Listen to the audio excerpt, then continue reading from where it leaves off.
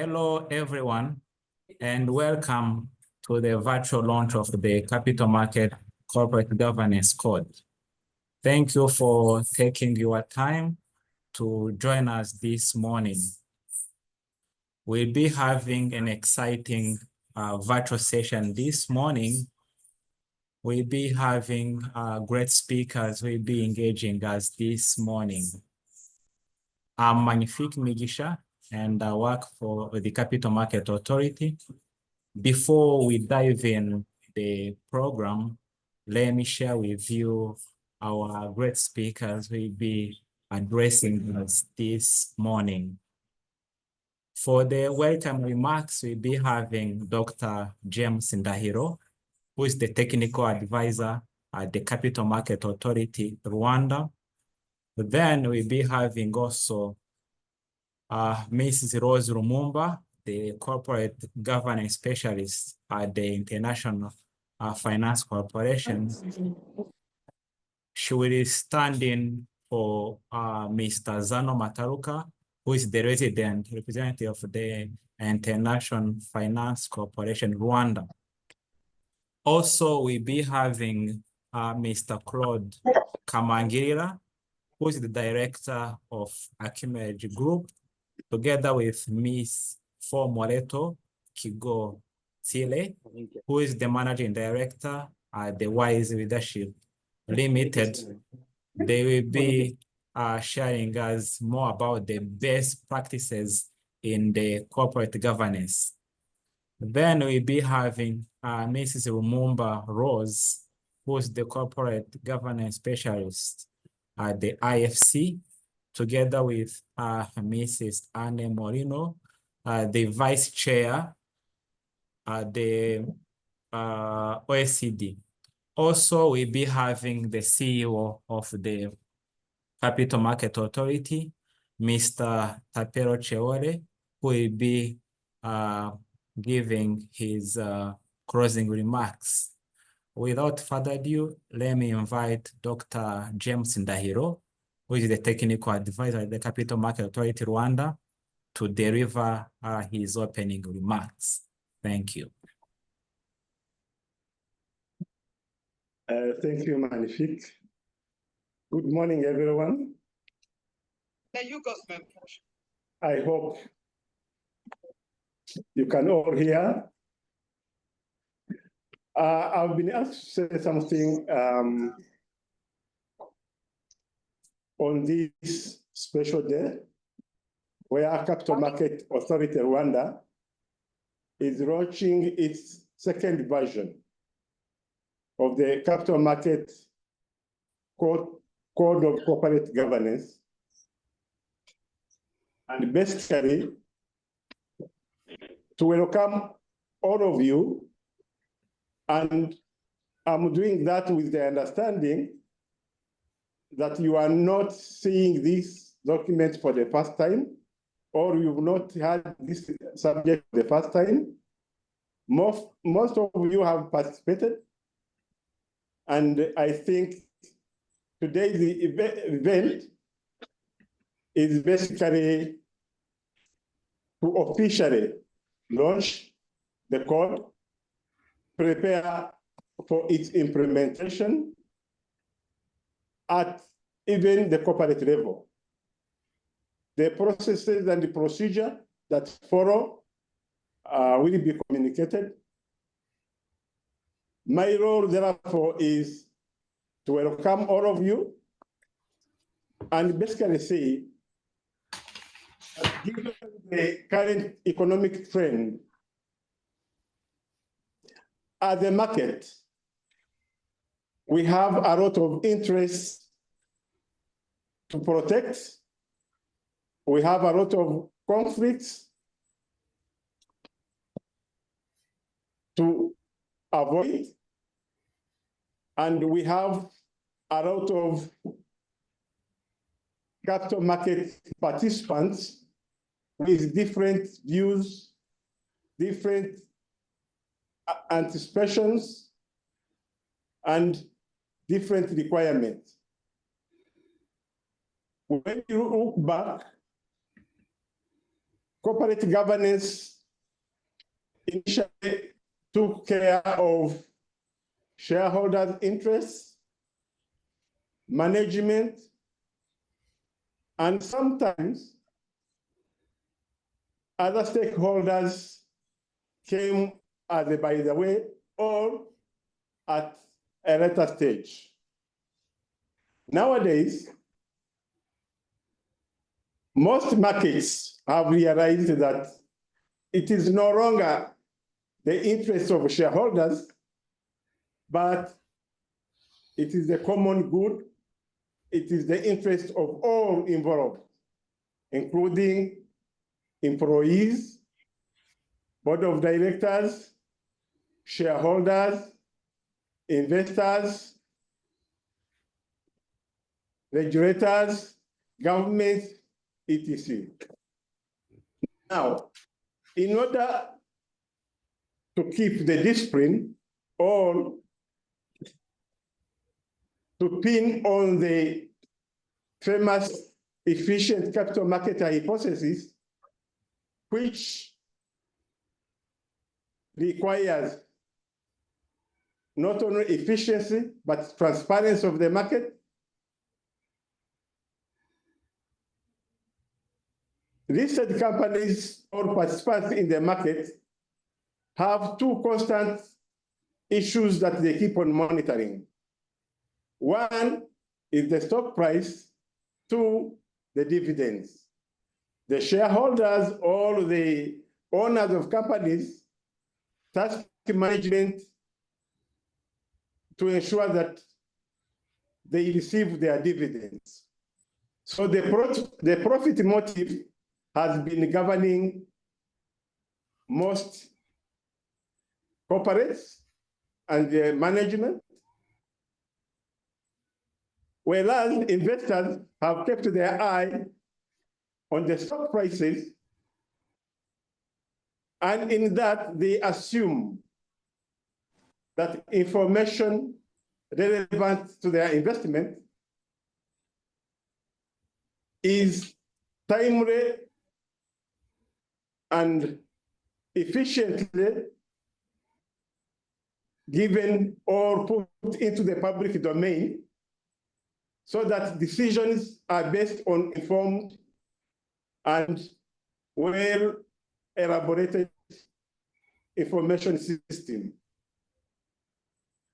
Now, given that the world now has changed since corporate governance became very, very important, in the first part of this century, corporates moved into areas that researchers pointed out to be important for the value, for the shareholders' value, and which they thought that partnerships in business environment was something important, and it was not only creating value, but also driving value. That's how we initially looked at the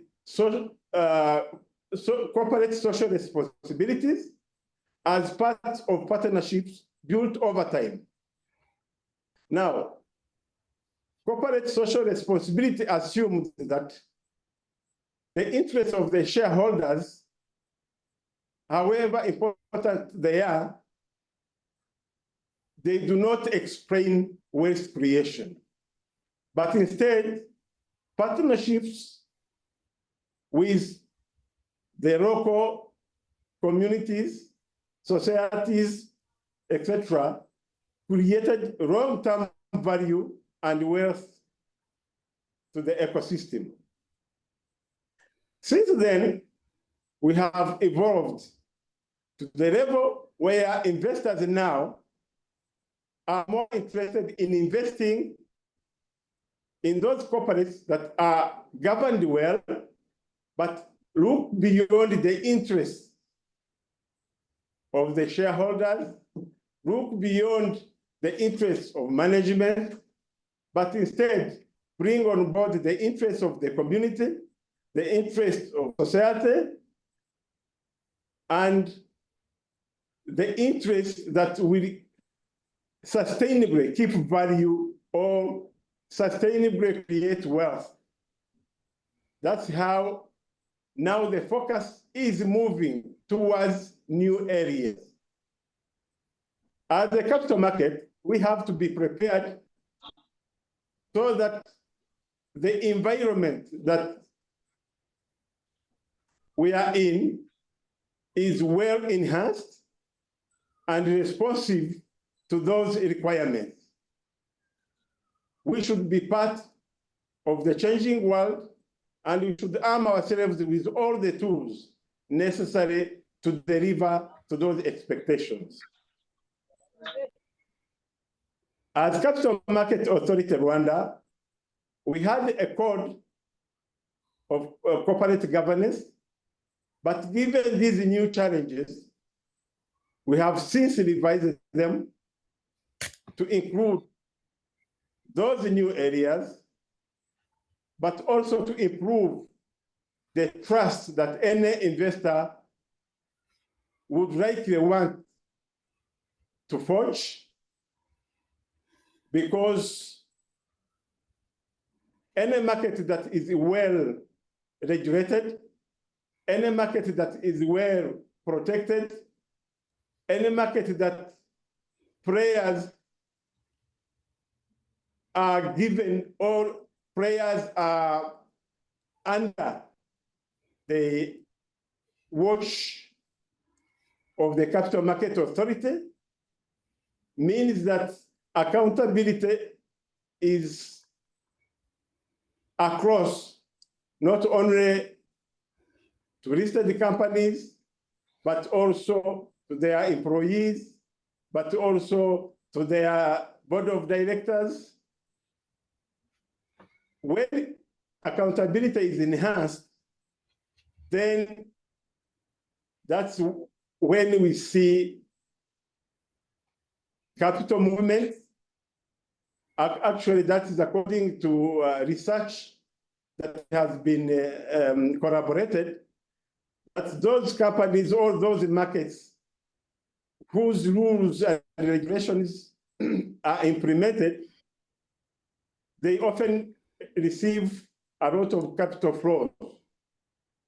Given that Rwanda today is positioning itself as a financial center, we feel that all the processes, regulations, laws, et cetera, will have to be implemented.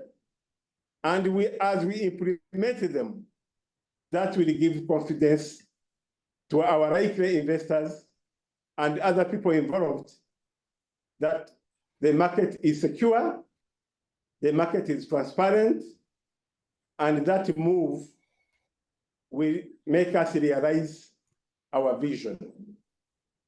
Together, therefore, as a market, I expect all of you to adhere to this code, and actually, we walk the journey together. Don't shy away if there are improvements.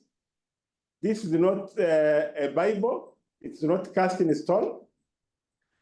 We shall continually review with the spirit of reforming our existing sector, with also a view of making it better for all the stakeholders, because we are widening now the net, not only to focus on the interests of shareholders, not only to focus on the interests of employees, not only to focus on the interests of specific stakeholders, but we are required to look over and beyond the current interests, because they are emerging interests, and be prepared to also accommodate other interests that would emerge or will continuously emerge. So we are always prepared.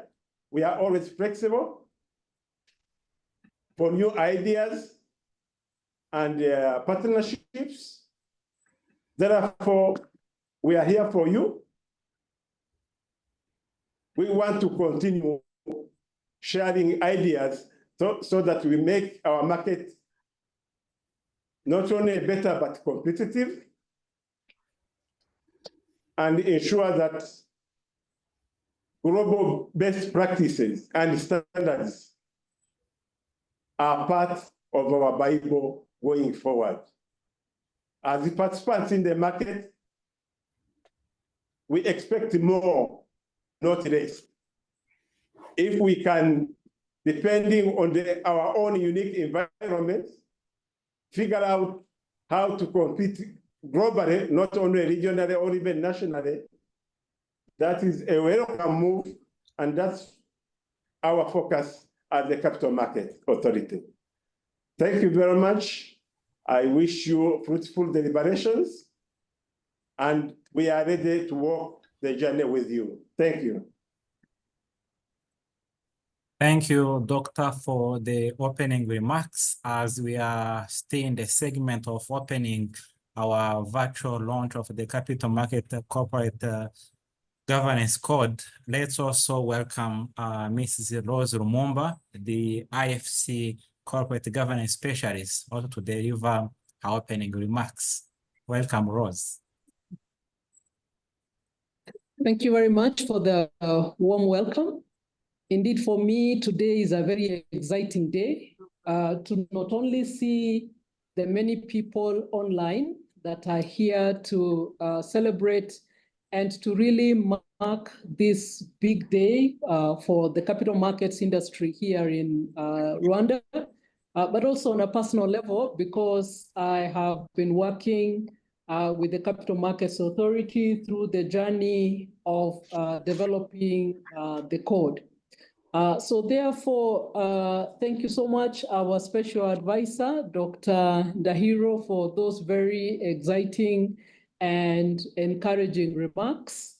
I also recognize our Chief Executive Officer, Mr. Tapelo Shaole. I know that there are in the meeting several CEOs of listed companies. I have seen government representatives, even from the Ministry of Mincofin. And obviously, there are several of us, the guests who have been invited, the ladies and gentlemen. I want to wish you a very good morning and a good day, and say that I'm happy to participate here today on the launch of the code. And indeed, for us at IFC, we are pleased to join this event, and it is very exciting for us. Now, I believe that everybody who has joined this virtual launch are the people who believe in the benefits of good corporate governance and who on a day-to-day basis make corporate governance part and parcel of the work they do. At the IFC, we are happy to have partnered with the CMA in the development process of this code. And of course, we then congratulate the board and management for launching it today. We were very happy to provide the technical support in the development of this code.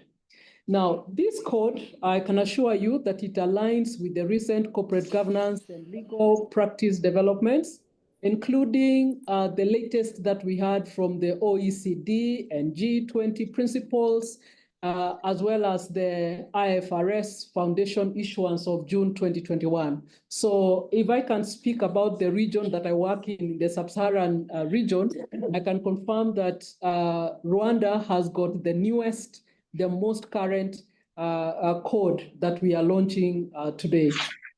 So corporate governance codes play a key role in improving the practice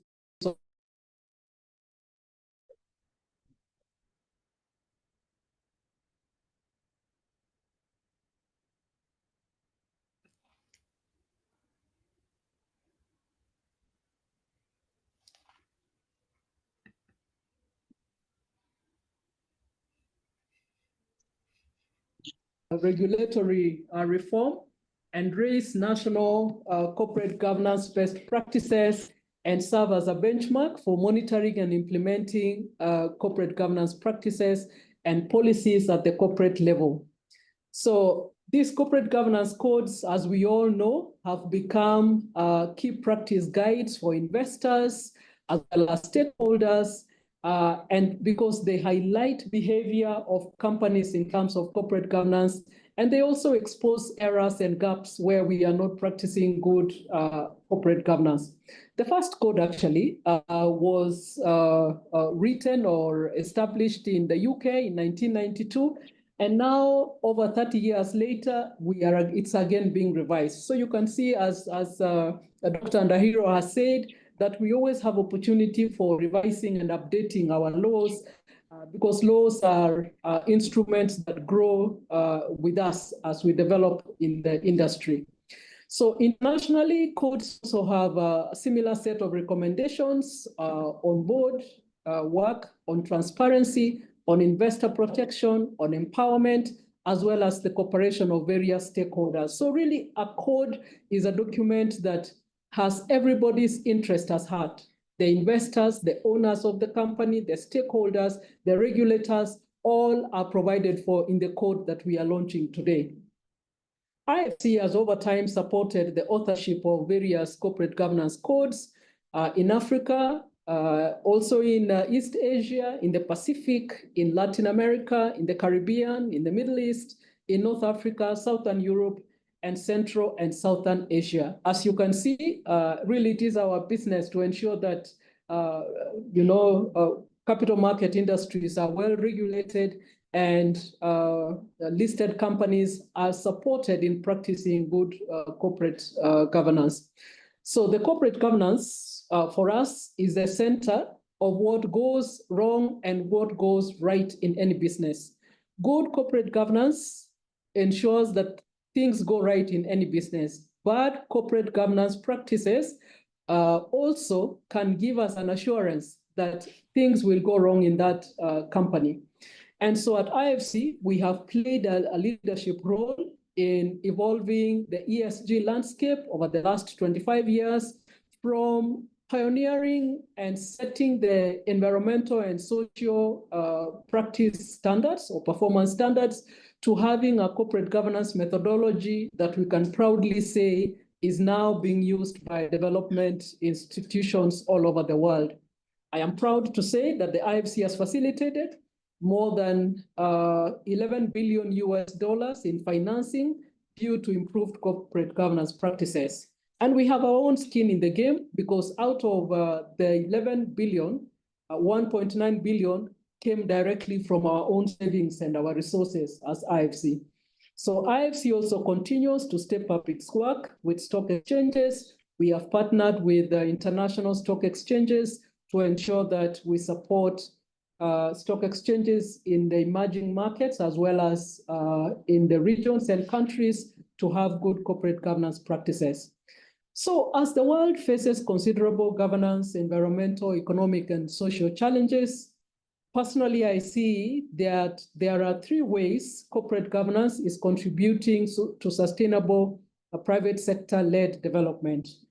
Way number one is that better governance is essential to robust ESG risk management.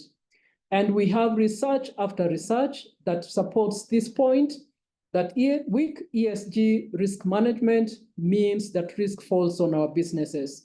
The second way that corporate governance can support growth is that it equips boards to address both risks and opportunities of ESG.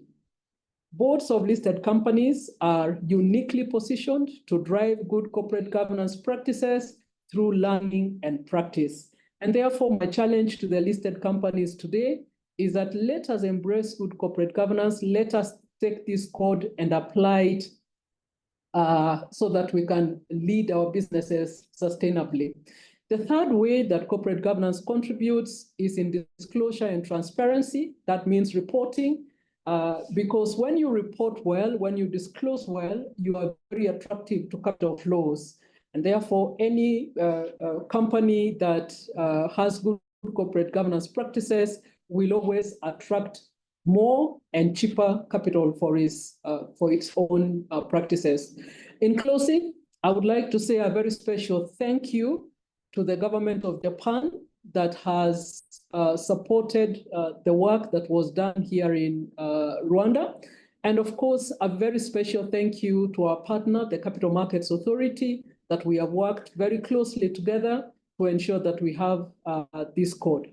Now, going forward, of course, we will partner again with the CMA to ensure that the code is implemented, that listed companies are supported to understand it and to implement it, and importantly, to measure their performance against the code. So we look forward to working with all of you, listed companies and other stakeholders, in applying the code. And once again, congratulations to the Capital Markets Authority for this very auspicious event. Thank you. Thank you. Thank you so much, Rose, for your insights. Without further ado, let's welcome Mr. Claude Kamangira and Ms. Moreto Kogitsile to share the overview of the best practices in corporate governance. Claude is a governance specialist with extensive experience in integrated reporting, corporate governance, and ESG. On another hand, Moreto is a corporate governance specialist with over 20 years of experience. Welcome, Claude and Fo.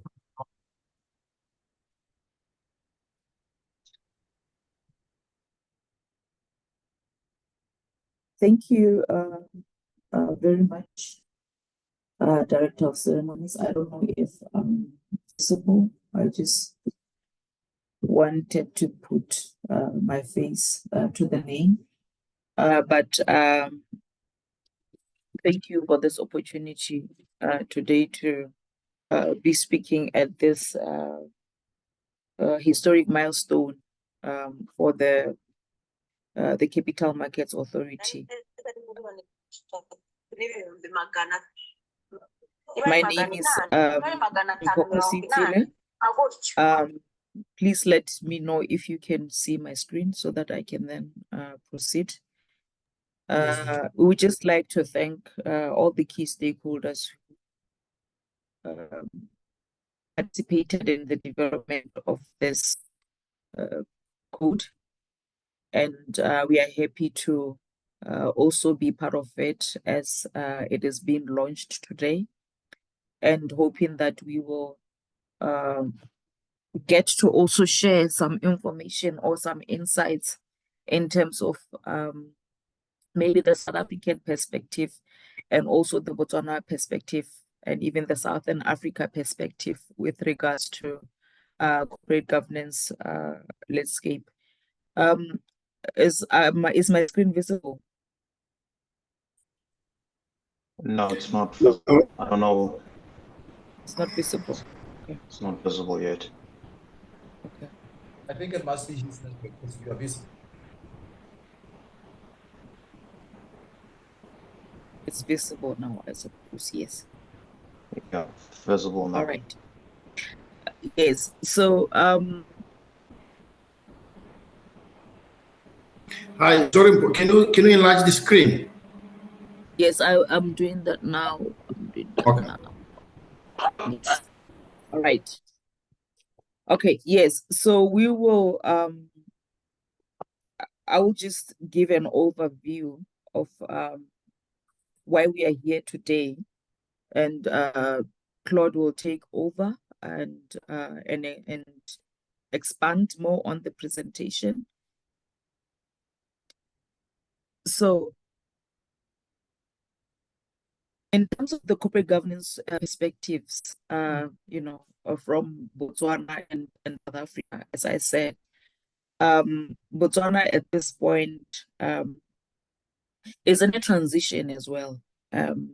We have, at the moment, we are implementing, I would say, two codes at the same time, two key codes at the same time, which is the Kin 3 code and the Kin 4 code.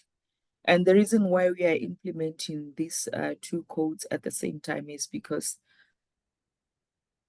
in transiting to maybe what is new or to what we would call our best practice within Botswana,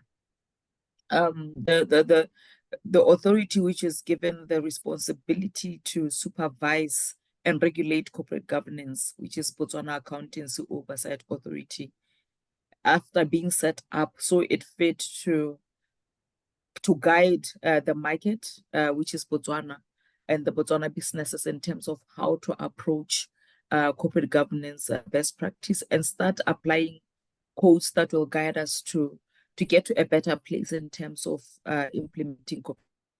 So because of this regulatory environment, Bauer suggested or recommended a benchmark, which is the Kin 3 code then, but did not close it up for companies that wanted to incorporate the Kin 4 code in its corporate governance practices. So the benchmark, which was the minimum benchmark, was the King 3 code. Of course, open also for companies to adopt another code, which could be the King 4, and disclose that as well, so that they can then be assessed against the code, because one of Bauer's responsibilities as well is to assess, provide reviews in terms of corporate governance landscapes for public interest entities, which do include even state-owned entities as well. So it is on the background of this vibrant regulatory environment that now we see a move within the nation, or within Botswana, to now develop a local corporate governance code, which is called the Pula Code, and still in draft format, fundamentally based on the King 4 code, quite aligned to it. And also in terms of application, being an apply and explain code, which is really driven by legislation and regulation, which is the Financial Reporting Act as well. So it kind of also makes it quite compulsory for entities to apply this code. I believe this is in the essence of driving, compliance, as well as, initiating and motivating for entities to take this on and, see it as a culture rather than, a demand or an expectation kind of matter. With regards to South Africa, as we know, South Africa is widely at this point really applying the King 4 report, which was the latest code since the development of the first King 1 report in 1994. The latest being the King 4 report of 2016.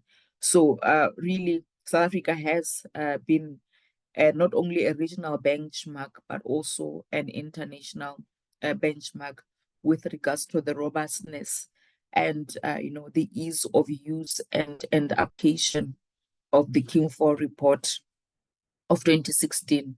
So we are going to be looking at the Rwanda Corporate Governance Code today, which really proves that Rwanda has made significant strides in improving corporate governance over the past few years.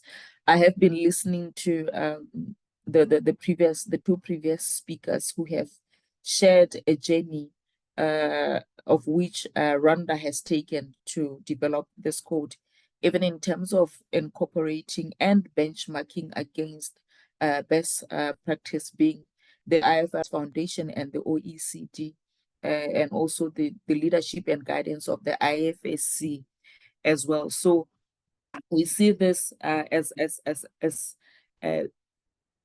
it has been rightly said that Rwanda is positioning itself as an attractive investment destination and also a financial center. So it is quite fitting that at this point, this code is being developed. And of course, in preparation for, a better corporate governance landscape, an attractive corporate governance landscape that will obviously attract potential investors. So it's a great development and milestone at this point. So with regards to that, we are going to focus on 3 articles of the code, which we saw fit to focus on, looking at the fact, looking at what they really address, being stakeholder engagement programs and social environmental risks and opportunities, Article 23 and 26.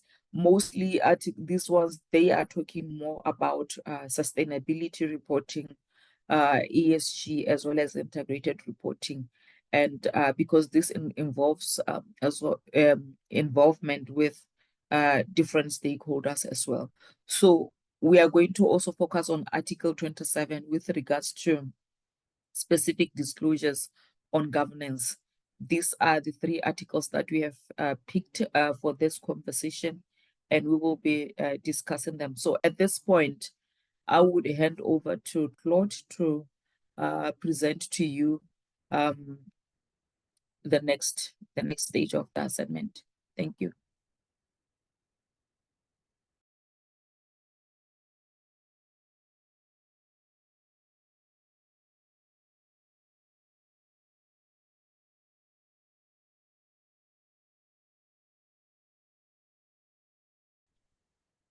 Good morning, everyone. Sorry, I'd lost my mute button there for a moment, but I'm back. And just in the interest of introducing myself as well, I've been introduced quite a bit in the session, and I'd like to thank the previous speakers, Dr. James, for setting the scene and discussing, I think, the fundamental objective that the CMA has tried to achieve with bolstering the corporate governance code. I think it's quite critical, and we're excited about Rwanda's progression. It's giving confidence to investors, and that will continue to enhance Rwanda's standpoint in terms of corporate governance to the rest of the world. I think Ms. Rose Lumumba also set the scene and discussed quite critically how there's been a number of stakeholders involved as well. But most importantly, I think what I took from what she mentioned was the alignment with legal and best practice globally. And as Mpo has been discussing, what we did was we did review the corporate governance code of Rwanda that's being launched today, and we do see a lot of similarities with other countries and other regions that we've operated in. Okay, so just to start off with Article 23, which focuses on the stakeholder engagement program to address social and environmental risks and opportunities. I think we have mentioned it quite a bit in terms of the criticality and the term stakeholder. What the code actually states is the wording that's right on the first bullet point, which outlines that the board should ensure the establishment and effectiveness of a formal stakeholder policy and processes that encourage engagement with the company and its management, identifies key stakeholders, considers the material needs, interests, and expectations, and reports on these processes. What we are seeing is a significant shift from what used to be termed as a shareholder-focused report or shareholder-focused approach to business is now evolving to more stakeholder inclusivity, where there's an interdependent relationship between the organization and its stakeholders, and the organization's ability to create value for itself depend on its ability to create value for others as well. In the past, we had the shareholder centricity, and now we focus a lot more on the stakeholder inclusivity. Another key tenet of this is that when you focus more on the shareholder, you're focusing more on the profit-only component of the business, whereas if you're more inclusive in your stakeholder view of business, you also do consider the social welfare and the environmental welfare in your pursuit to make profit.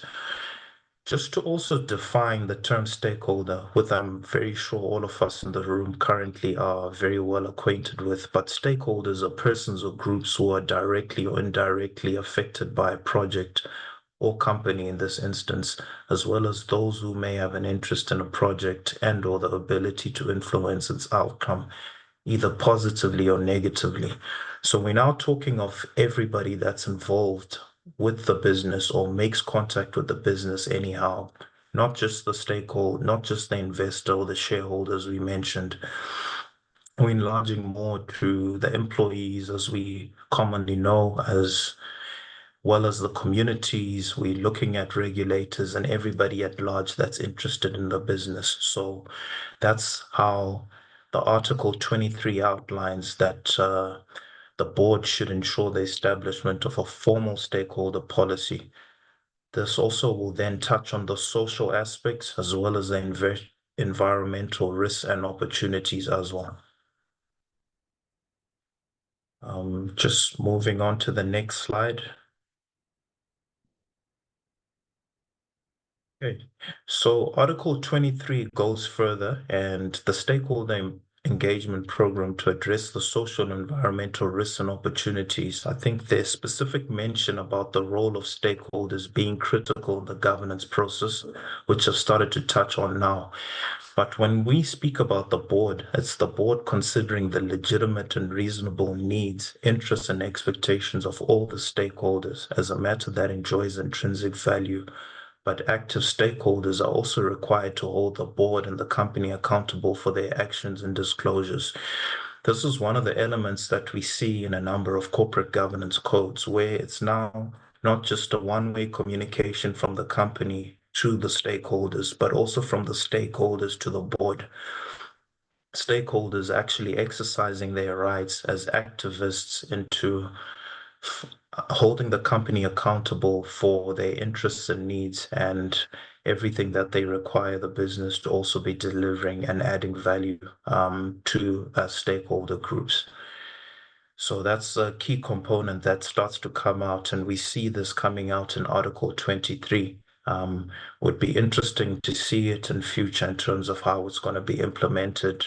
However, in different environments such as South Africa, we did see this coming out with the King 3 reports and the King 4 reports that actually allowed a lot more activism in terms of remuneration. We've seen a lot of active stakeholders come out from the environmental perspective as well, holding companies accountable in terms of how they're pursuing the just transition or other elements such as decarbonization, etc. The third bullet point outlines that companies cannot create long-term value by ignoring the needs of their customers, suppliers, and employees. And I think this is much broader.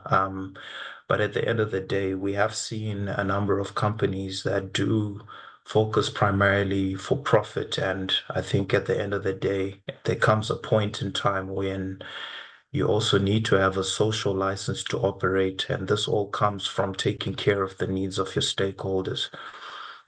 Investing in sustainable growth should and often does result in stronger economies, higher living standards, and more opportunities for individuals. As we have outlined in all the conversations we've been having today, I think the IFC is also very big on it, but the upliftment of businesses in order to ensure that we create strong economies, higher living standards, and more opportunities for all the individuals within our societies. We also outline from the focus that's required from the environmental perspective, a big component of it. If you are a board that focuses on the stakeholder at large, you do consider environmental stewardship in order to address elements such as reduction of pollutions and emissions in all your business processes. And this involves recycling, the replenishing, and all circular economy activities that could take place. I think, furthermore, if you're a board that focuses on stakeholder engagement, it allows you to open up to social upliftment programs, to make donations, and do elements such as research and development that encourage sustainability. This all is not new elements per se. However, it is touched on specifically in Article 23, and it's really welcomed because it actually outlines that all these matters should be getting sufficient bandwidth and attention at board level, which is encouraging going forward. In proceeding forward, we would like to touch on Article 26, and apologies for not taking a lot more time on these elements, but we only do have a limited amount of time, and these are very wise conversations or elements that are built into corporate governance codes. But as a matter of introduction, I think we just touch on them very briefly. The next one is Article 26, which is the information disclosure to shareholders and other stakeholders. One of my previous colleagues, Dr. James, did mention that a big part of actually solidifying that you're a robust company that's actually implementing corporate governance codes is to actually be able to be transparent and disclose to your shareholders and other stakeholders. And Article 26 provides key elements which should be included in annual reports. So it outlines that each company must issue an annual report that complies with the provisions of the law governing companies, which is the Companies Act of Rwanda, the listing rules, thus all other applicable laws and regulations, as well as this code. So the code that we are referring to here is the code that we are launching today. The annual report should include the audited financial statements as well as a balanced view of relevant financial and non-financial information, including the strategy, the business model, risk management, performance, ownership, governance, and control of the company. The annual report should also include a discussion of the company's significant or material environmental and social risks and opportunities, and the company's response to these matters. It also outlines that the annual report should enable stakeholders to make an informed assessment of the overall performance of the company and its longer-term prospects. I think the last bullet point there is exactly the point. When a company does publish an annual report, I've already progressed to integrated reporting. I think the key thing with publishing this annual report is to enable stakeholders to make an informed assessment of the business's performance. And for me, when I read this, it relates a lot to what we see in other corporate governance codes. But what companies are actually doing in order to report on these particular guidelines that are outlined here is we essentially come out with an integrated report, which is guided by the International Integrated Reporting Framework, which basically ensures and provides a framework to ensure that all of these guidelines are outlined. We find that Article 26 draws strong similarities to the King 4 report, which is Principle 5 and Principle 1 of the Pula Code, which also mentions the same thing.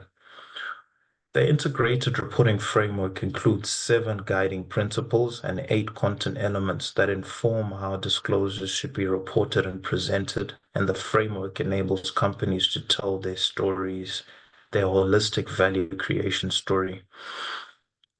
Just in a nutshell as well, as I did mention, we are speaking with the interest of time, but I do serve as a judge on the Chartered Governance Institute's integrated reporting body. And what I have reviewed in the recent years is an integrated report in the East African region from the National Social Security Fund of Uganda, and it provides a great example to follow in the East African region. For anyone that's in the room and interested in how to actually comply and report on Article 26 more robustly, I think for interest's sake, it would be great to look at this report when you look at how to implement Article 26. Without further ado, I would like to hand over back to Mpho to touch on Article 27. We do have some time at the end, time permitting, to focus on some Q&As if any do emerge, but thank you very much for the opportunity, and I look forward to the proliferation of the corporate governance codes in Rwanda, sorry. Thank you, Claude. Over to you. Much appreciated. I would then move on to Article 27, which talks about specific disclosures on governance. And this would relate or be put on the governance section of the integrated report. So Article 27 expects the board or the company to make a commitment, or every director rather, to make a commitment of the company to ethical and effective leadership. And the board must confirm this in a statement that is included in the annual report disclosures of the governance section. Also, the board must then also talk about the director's skills, knowledge, the character traits and attributes, and assure the stakeholders that the directors are competent enough to carry out their legal and governance duties to the company and to the shareholders. There's also a requirement for directors to report with relation to directors and officers' interests in terms of their dealings with the equity of the company, the debt securities, any dealings with regards to the company's shares, and other material transactions like contracts, if maybe the directors are involved in other contracts or other business dealings with the company. And there's a further requirement to disclose information regarding the qualification and experience of the directors, obviously to assure the stakeholders as to whether this company is in good hands, whether the people that are handling the business of this company and providing oversight have the right qualifications and experience to lead this specific company. And also specify targets set for gender representation. It's amazing that I think it's this morning or last night that even here we saw a newspaper talking about gender representation within our parliament, where we had lost one member of parliament who is male, and he was replaced with a female, and the headlines were the gender or the women representation within parliament have gone to 16.6%. So this proves to be quite an important item of consideration for any board whatsoever to look at, a uniform or an equal or even a certain quota or target for gender representation. Also, they should also disclose the ages, because there is also, or there should also be diversity in ages, benefits from youth, benefits from the older people, and so on. So that disclosure is also needed for stakeholders to ensure that ages across board are quite represented within the board. The tenure on the board, the directors are also expected to disclose this because there's a certain time that could be deemed for members of the board to even not be independent. With regards to the King 4 code, you would find that there's also an assessment that can be done to ensure that members of the board are independent when they go beyond a certain tenure within the board. The board is also expected to disclose, board meeting attendance, how many meetings were there within a year, how many directors attended which meeting, and so on, just to ensure commitment and showcase commitment of the directors. Also, other directorships that are held by each director currently and during the preceding 5 years, the board is expected to disclose this. Whether a member is an executive or non-executive or independent non-executive director, also quite important for the board to disclose. In terms of board committees, there are two key items, or really two key committees that Article 27 touched on, being the audit committee and the remuneration committee. But over and above that, really, generally, board committees must also disclose, information with regards to its chair and committee composition, who constitutes the committee, what are their qualifications, what are their experiences and expertise, and also whether they are independent, and also disclose their roles and their responsibilities, the roles and the responsibilities, rather, of the committee during the year under review, and the number of meetings and each director's attendance at each meeting. Pretty much the same as the overall board disclosure, but this one zoning into committees. Specifically with regards to the audit committee, the board is expected to disclose whether the committee has provided or is responsible for oversight on financial and non-financial reporting. So that's a key aspect that obviously now during the course of the business of the committee on a day-to-day basis, the committee should provide such oversight and report to the board with regards to that. And the committee should also report on the extent of non-audit services provided by external auditors during the year under review.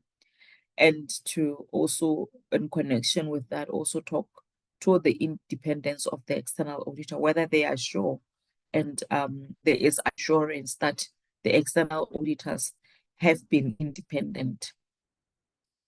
It's also quite important as well that under the audit committee disclosures, the committee discloses on its view on the effectiveness of the CFO, the Chief Financial Officer, and the finance function. This would even go as far as looking at, during the course of the year, normally on whether the finance function itself is well resourced to carry out its function. What is it that can be done to capacitate the finance function and the CFO to ensure that all controls are in place, all processes are in place, and so on. So that would be the report from the audit committee. Also, its view on the effectiveness of internal controls and the internal audit function. The same thing to ensure as well how they have ensured that the internal audit function has been well resourced to carry out its responsibilities, and even to and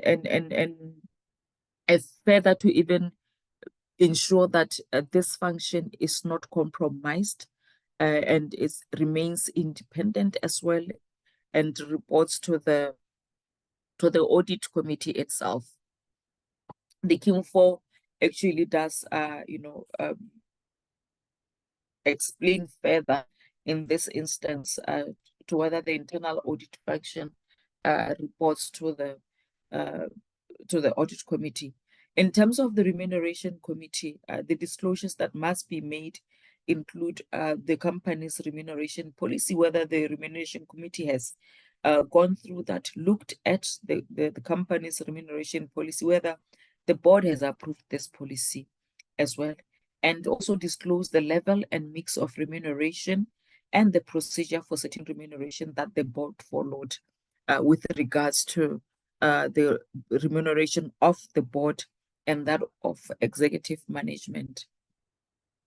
Further disclosures really are on sustainability and non-financial information, which Claude has talked about, and extending also to corporate social and environmental responsibilities. This would go to the names of any specific framework the company uses to guide its sustainability practices and reporting. Claude just talked about the integrated reporting framework and the risks and opportunities associated with environmental and social factors that may materially affect the performance of the company, as well as the steps taken to manage these risks and including specific targets and performance indicators. The company's performance against key selected social and environmental targets and performance indicators. So this is part of the disclosures that are on sustainability and or non-financial information. So we see that in this code, there are also further disclosures that are required with regards to, for example, whether there is an established grievance procedure within the organization, whether there is an established whistleblowing mechanism, who can report, where should people or concerned whistleblowers report if there are any issues that are of concern to them. So if those platforms are set, and whether also the nature of complaints are quite categorized as to how those complaints have been addressed. The company must also ensure that the board charter and the terms of reference of each board committee and policies are disclosed and accessible on the company's website. And this would include the annual report itself. So that brings us really to the end of our overview in terms of the Rwanda Code of Corporate Governance, as well as our sharing of best practice or what we have come across in our regions. So thank you very much for this. We have come to the conclusion of the presentation. Thank you so much Claude for your insight. You really shared a lot on the best practice of the corporate governance, especially in Africa. Before we invite Anne Molino to share more about the revised corporate governance code, let's invite Rose Lumumba to start first. Welcome, Rose.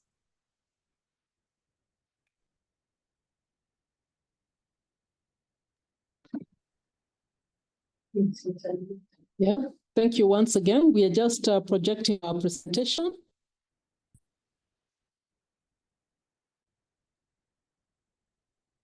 Slideshow.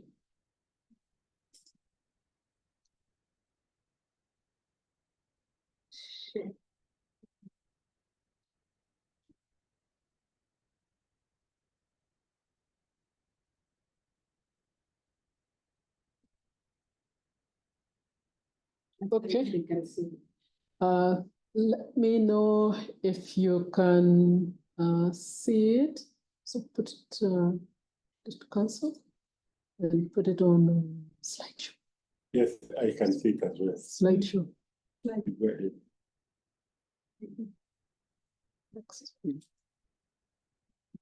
So from the beginning.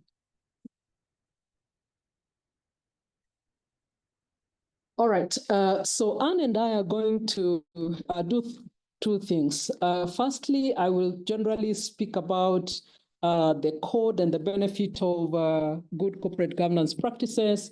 And then Anne will take us through the code as it is from Article 1 to the last, so that people are just aware of what our code has and how we are going to be required to implement it. Let me just say right here that Anne and I supported the Kenyan Capital Markets Authority to implement their code. And I think for the past 5 years, they've done a fantastic job.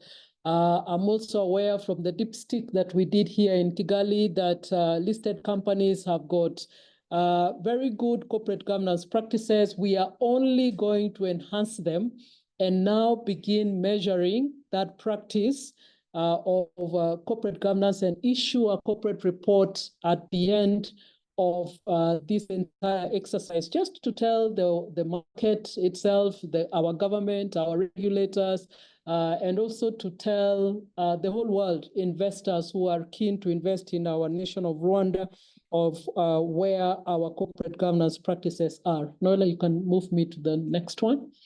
And so just to speak a little about this slide. So the code is going to govern the relationships between the three key stakeholders that you see on the board.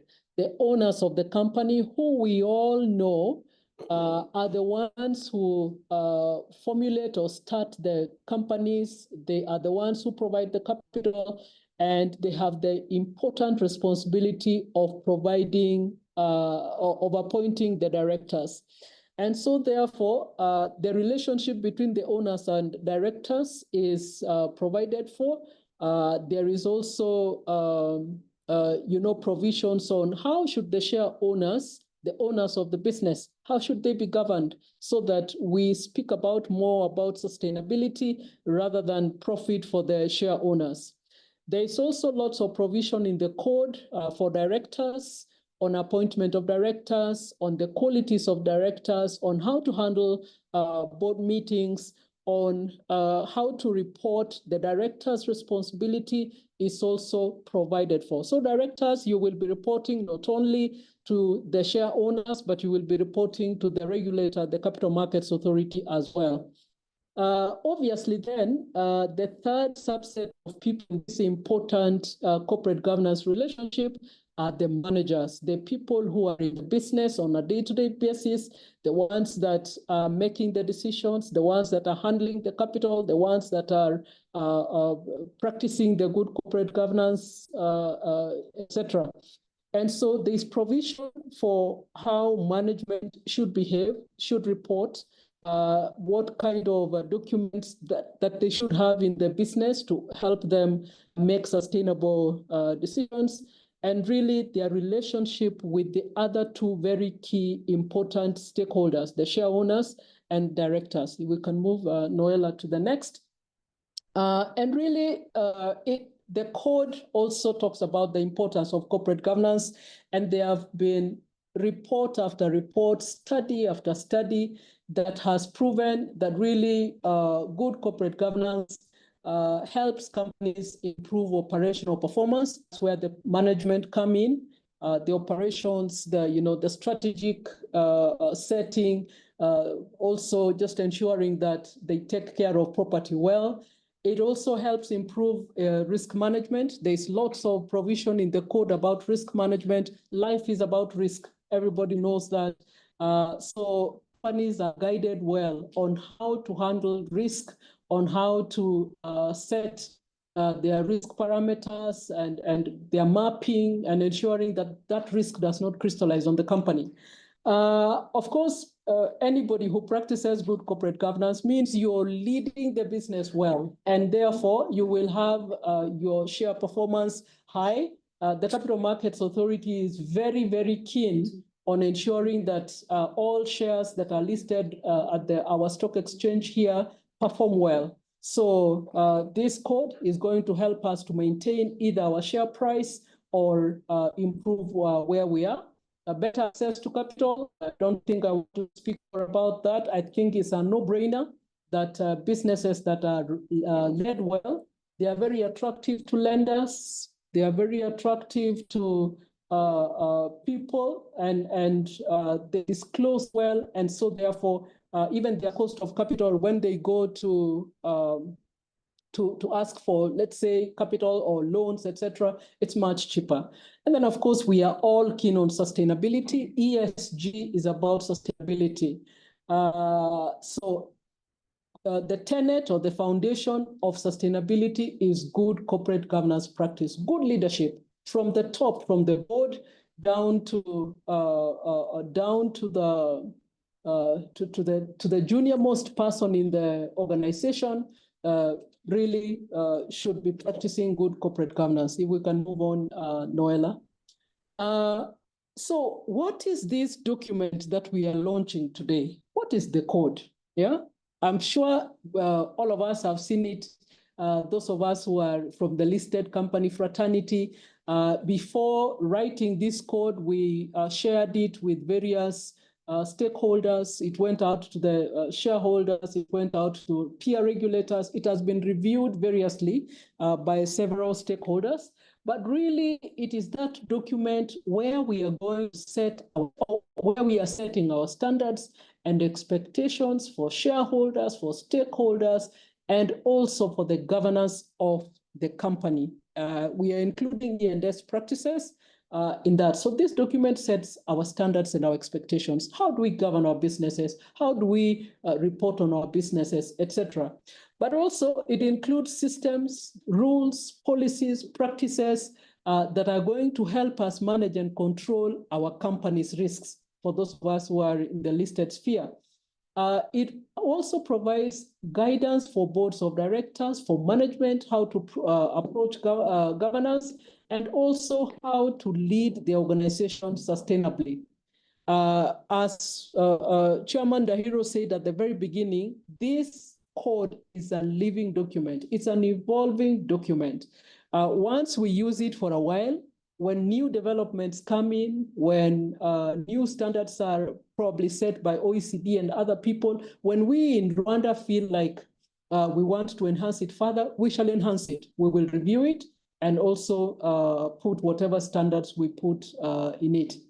So it really covers leadership, values, commitment of the board, board responsibilities, accountabilities, composition, the structure of the board and the company in general, internal controls, audit, relationships with shareholders, stakeholders. In other words, it governs the entire relationship of the company plus its various stakeholders. Noela, let's move. IFC has supported code development. I know you heard me say that in the opening remarks, but it has supported in various places. In Africa, for example, the Kenyan ones, Malawi, Nigeria, Senegal, East Asia Pacific, I think you can see for yourself, Cambodia, in China, in Mongolia, Vietnam, and Philippines. You can see in South and Eastern Asia, Bangladesh, India, and many other places, including in Southern Europe and Central Asia, all those countries that are listed. We have supported the writing of the code and gone further to support the implementation of the code. And actually, that's what we will be doing here in Kigali, that we shall support the CMA and all the listed companies to ensure that the code is, number one, understood, number two, it is implemented, and in the third place, it is measured. Our practices are measured, and we issue a report on it. Noela, just move on. There are many benefits that people have testified to for having a code in place. Number one, all those jurisdictions I have shown you, they have said that it creates awareness on the position of corporate governance and E&S. So people are aware generally. Today we are aware of it. We will be more aware of it when we do the one-on-one training with the listed companies. It also encourages companies to hire and better ESG practices. It enables companies to distinguish themselves in the market. Out of the practice of having a code and proper implementation, people have created indices, an index. For example, an ESG index, a gender index, whatever index you want to create in your market.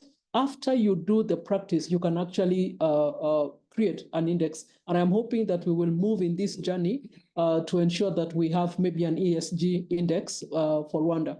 I'm sure the government, I know the government is very keen on ESG, on environmental good practice and protection. And so the next natural step is for us perhaps to come up with an ESG index. A code is also an enabler for companies that need to be accommodated in implementing ESG flexibility. It will help us improve wider corporate reporting. Because when you look at the code, and Anne is going to tell us what the code entails, you will find out that we have quite good provisions on transparency and disclosure. Anybody who pays attention to those can now report well. It will open their reporting avenue.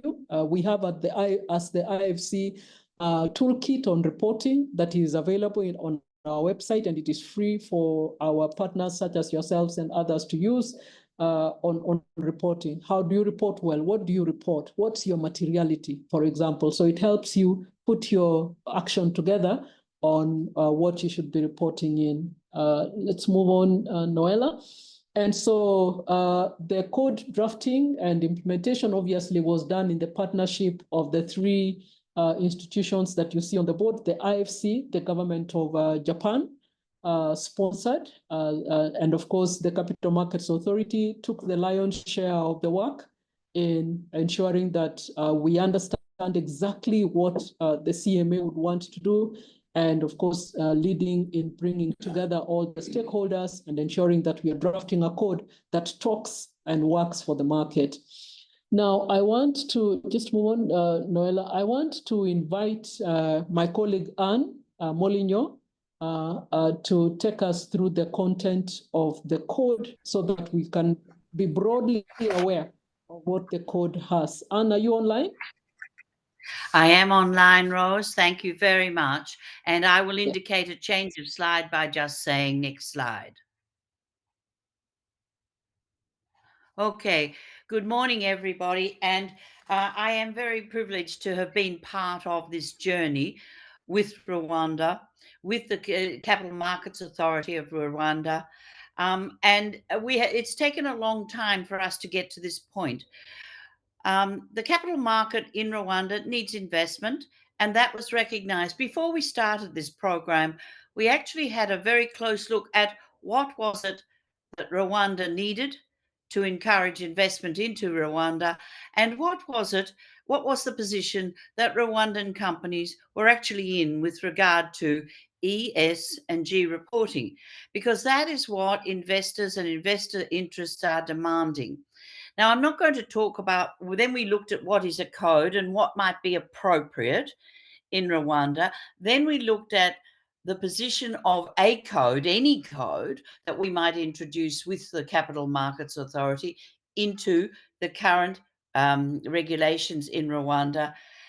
Rove's already spoken about the benefits of a code, and I'll talk a little bit about the expected outcomes. But if we go to the next slide, basically, I really want to look, if we could go to the next slide, we're going to look very much at the business case for sustainability reporting. Fundamentally, investors need to invest in the growing communities, and they are in Rwanda, they are in Kenya, they are in Ethiopia, where Rose and I have been working. As I said, as she already said, we have been extensively working in Rwanda, in Kenya already, and with Rwanda for quite some time. But the benefits are not just to investors, they are to the company itself.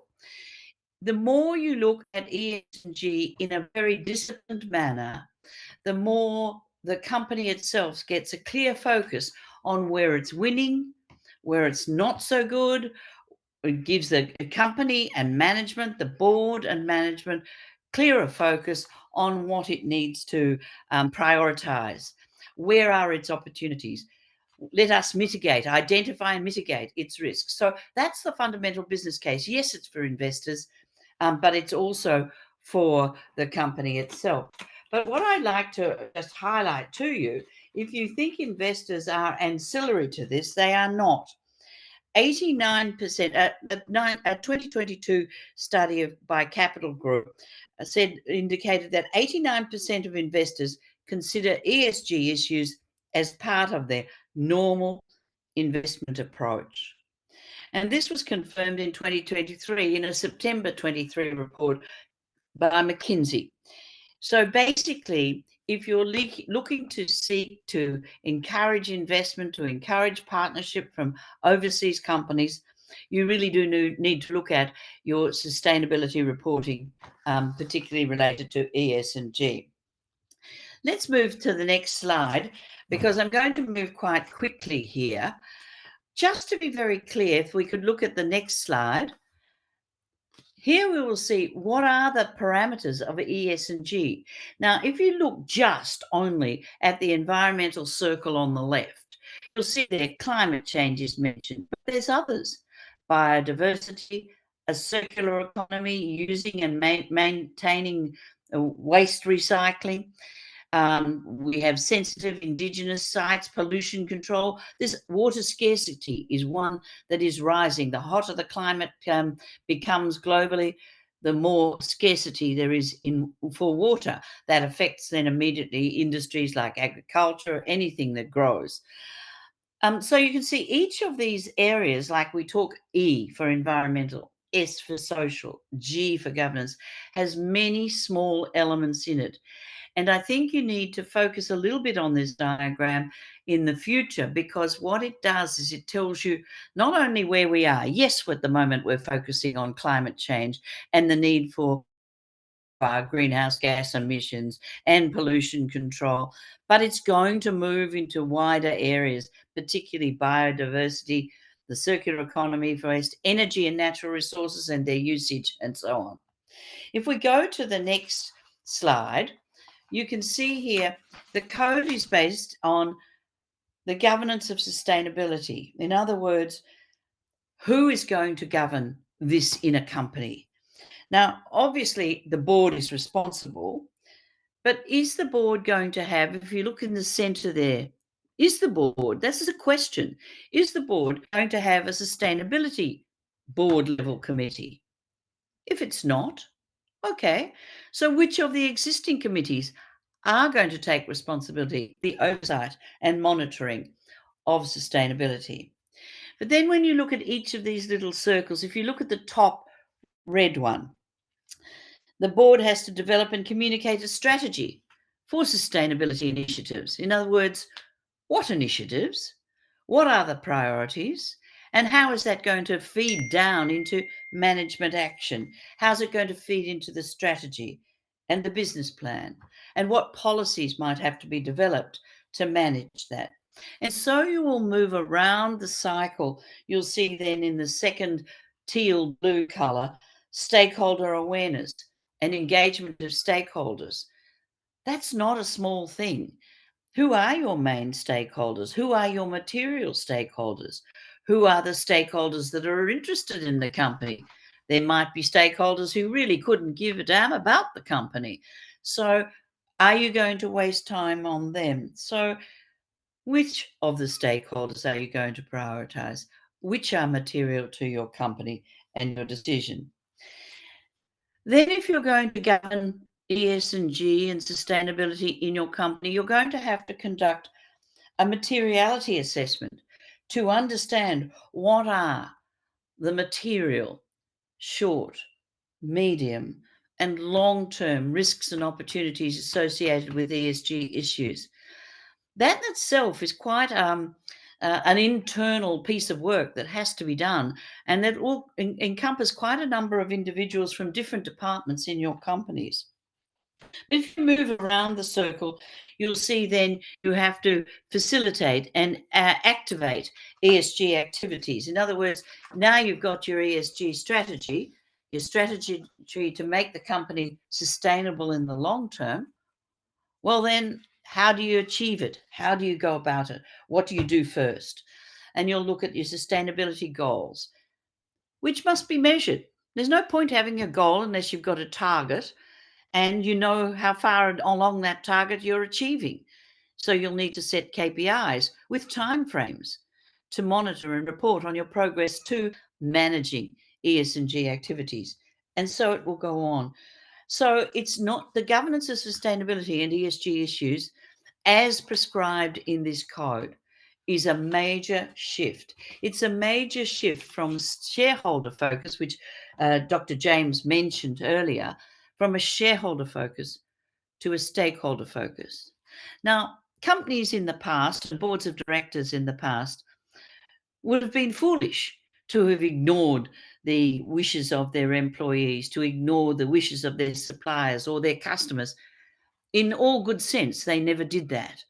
But now we are formalizing the governance of ESG and sustainability action within the company. And it is the expectation globally that companies now will have this broader focus. If I could go to the next slide. A lot of the changes have arisen because the fundamental standard setter for corporate governance of all companies in the world comes from the OECD principles. Now, in 2023, they revised their corporate governance principles, and I represented business, making representations to this committee on what business could do and could not do. And so, as a consequence of this, there's a whole new chapter in these corporate governance principles on sustainability alone.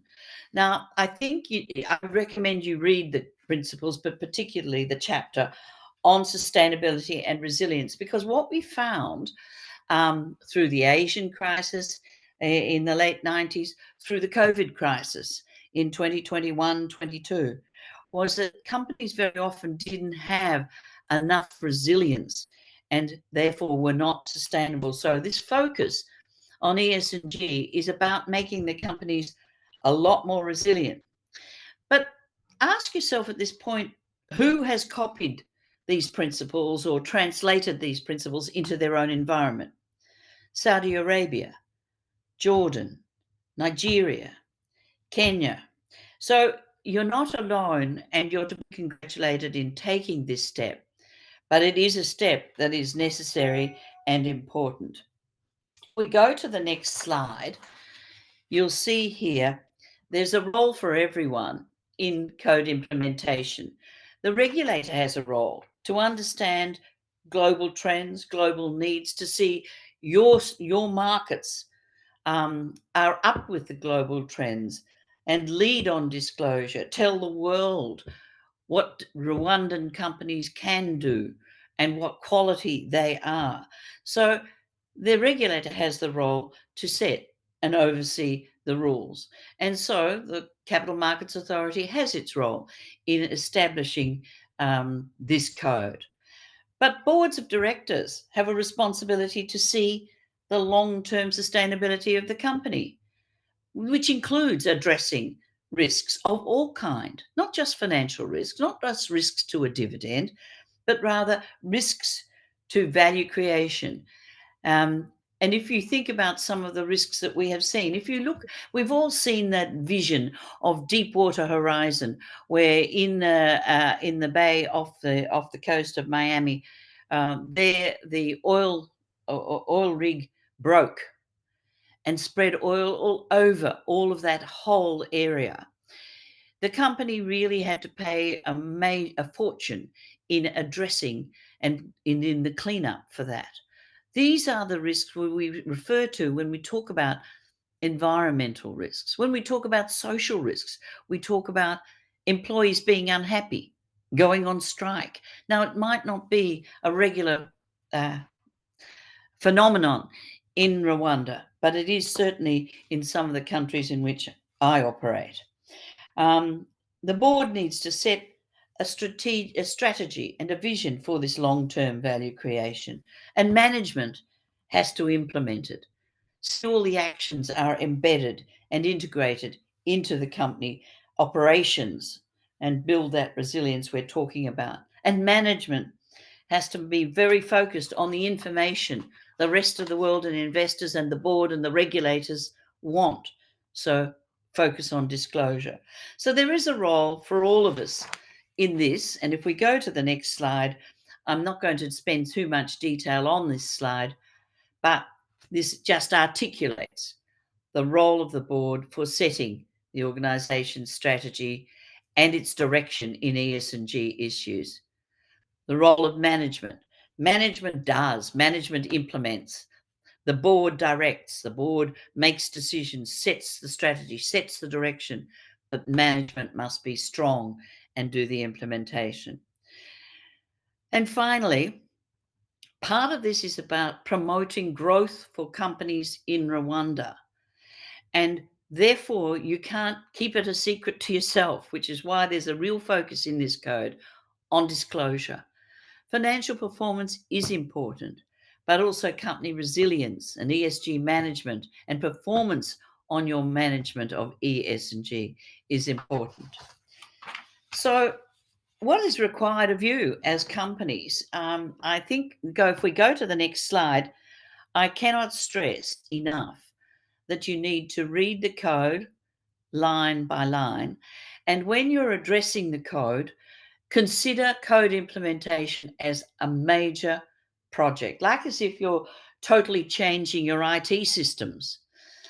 Because first of all, you're going to have to establish and explain and support the legal position of the code, explain it to all your management and to all the staff further below, so they're understanding of what it's going to require of them.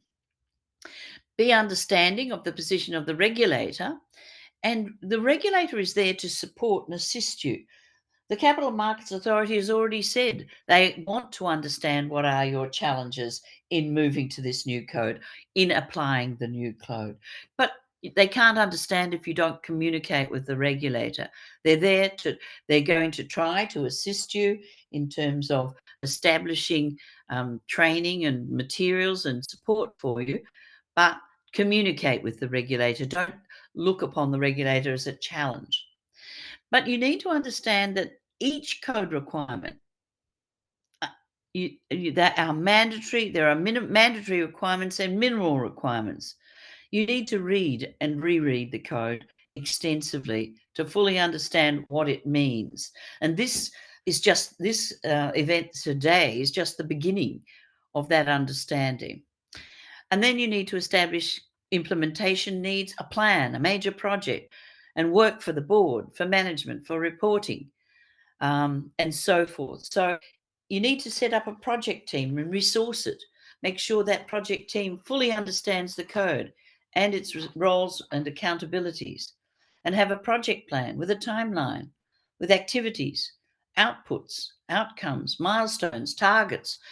So it is just stop with the phrase, it is a major project, which I would expect will take you 1 to 2 years. Yes, you'll need to get the code application in place quickly, but it will take you a long time to settle to a quality disclosure on code implementation. So going to the next slide, you will need to make sure at the highest level there is the board's commitment to ESG and to sustainability needs. Now, what does commitment mean? We would want to hear from the chairman speaking publicly, but speaking to his employees, heads of those committees speaking about their environmental and social and governance issues that they are going to be dealing with. But the plan has to be commenced, implemented, and I'd encourage you not to ask too much of yourselves in the initial strides. Your approaches will be changed over time. Any company that has been introduced and applied a new code of ESG always they start off and then they make amendments later and over time. But one of the things that you will have to do is to look at what are the globally accepted ESG frameworks and decide which ones might apply best to your company. And they are not the frameworks. You can choose which framework you apply, one or even several. I can tell you of companies that apply 2 frameworks, one to deal with climate because of its focus, but then one that is more broad and might be more industry attuned. Say if you're in the energy industry, or if you're in the mining industry or the manufacturing industry, and so on. So what are you going to have to do? And I'll get to this in a minute. You need to look at all those frameworks that are available out there, and they're not identical.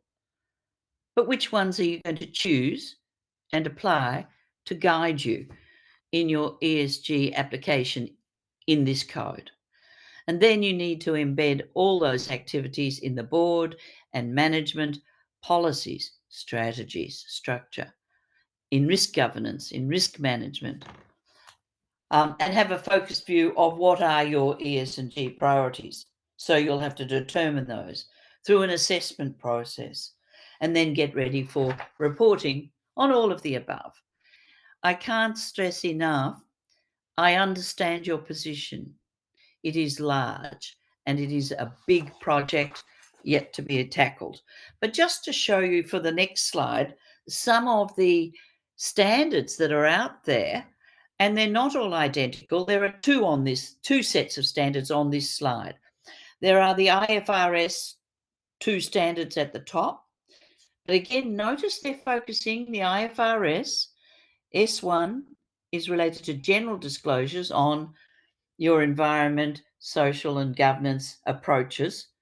But they've got a specific second standard on, because of its importance, climate-related disclosures. So that's one framework.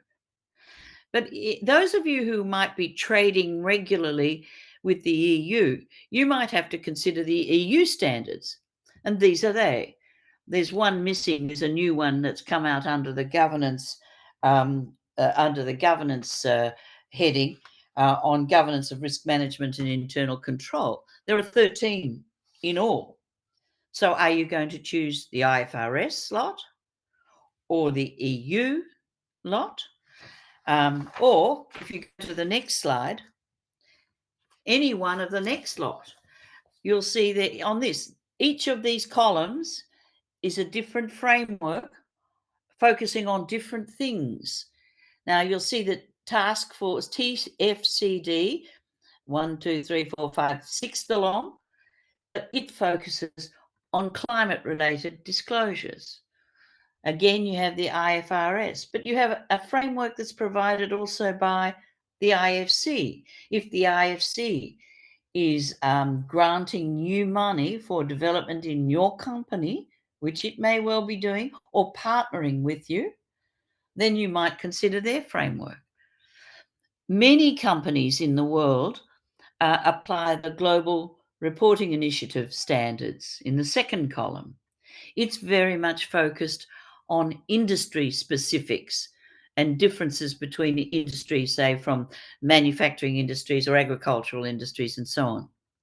And when it was in existence, I was on the IIRC Council, and it's focused on value creation and integration of financial information with non-financial information. So there's step one. Which of all of these are you going to choose and why? Put that to the board. The board then will say, go ahead. Now we need to set up our team. And so we'll be setting forth. So going to the next slide, I just want to focus on some of the key. I'm not going to go through everything in the code. You can't do that. But I want you to focus on the fact that you are expected to identify environmental and social risks and impacts, and set up and design systems to track those risks and impacts and manage them as part of a sustainable business practice. The code will set you minimum standards of company practices, and it'll take a little while to embed them into your practices, but that's the expectation. All issuers of securities of any sort, debt or equity, shall apply the code provisions, and they should, it's apply and explain basis. In other words, like King 3 and 4, apply the code provisions and in your reporting explain how you have applied the code. The board role is to set the policies and processes and guide management for code compliance, but reporting is critical. The timeline is now, and action needs to be now. Going to the next slide, I'm going to have a little look now at each part of the code. Part 1 refers to the board and governance key requirements. Now, I'm encouraging you, read every line of the code, because I'm not dealing with every single line of the code, just the highlights, the things that might be slightly different. In general, the code takes the attitude the board is responsible for the company's success. And the board must have a charter. In other words, it must write down what it thinks it's doing, what it thinks its roles and responsibilities are. So that, and then put that on the website so the world at large also knows what the board is thinking is in charge of. The normal legal duties of a director will continue to apply There is no excuse for not acting in good faith, not being loyal to the company, not exercising due care and diligence, and using your power for proper purposes. All that remains. But Article 4.1J says you have to take into the board, when you're making your decisions, have to take into account the interests of stakeholders. That then bespeaks, who are your stakeholders?